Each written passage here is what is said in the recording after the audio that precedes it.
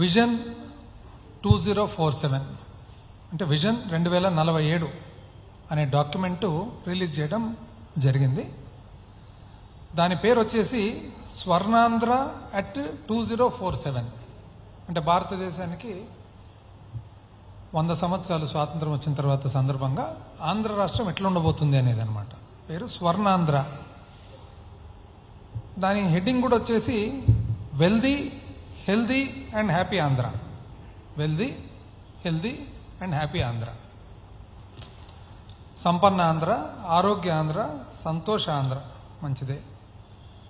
ఇంతకు ముందు కూడా 2014లో ప్రభుత్వం ఏర్పాటు చేసుకున్నప్పుడు కూడా ఇటువంటి డాక్యుమెంటే ఇంకోటి కూడా రిలీజ్ చేయడం జరిగింది.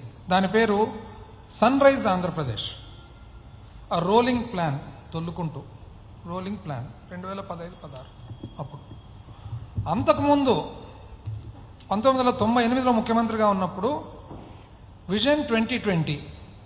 అప్పుడు ఒక 20 సంవత్సరాలు. అంటే ఇదొక 20 సంవత్సరాలకు, ఇదొక 25 సంవత్సరాలకు, మరొక 20 సంవత్సరాలకు.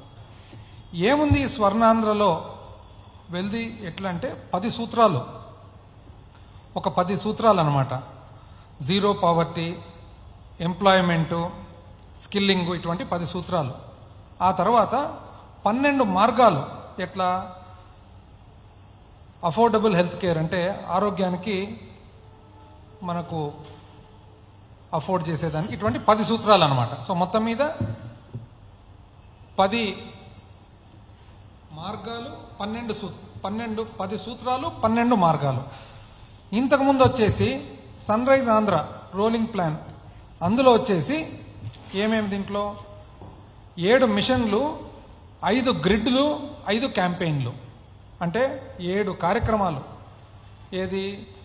ప్రైమరీ సెక్టరు, ఇండస్ట్రియల్ సెక్టరు, అదేవిధంగా 5 క్యాంపెయిన్లు, ప్రచారాలు. అవేమవి? బడి పిలుస్తుంది, పేదరికంపై గెలుపు. ఆ తర్వాత 5 గ్రిడ్లు అనమాట. Water grid, power grid. So 7, 5, 5.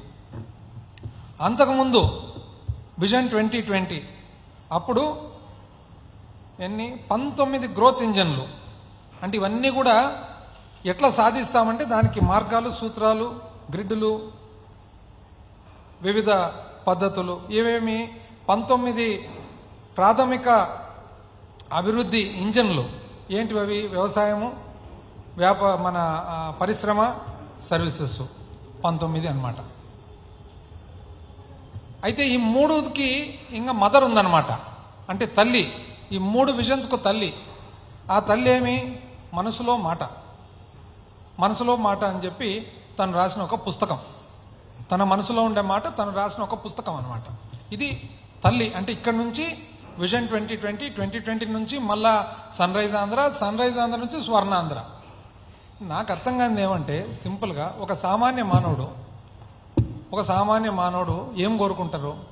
20 సంవత్సరాల తర్వాత, 25 సంవత్సరాల తర్వాత, 30 సంవత్సరాల తర్వాత ఇది కోరుకుంటారా? లేదా అయ్యా నిన్ను గెలిపించుకునేది 5 సంవత్సరాల కోసము, 5 సంవత్సరాలకు మీరు ఏం పరిపాలన ఇవ్వబోతున్నారని చెప్పి కోరుకుంటారా?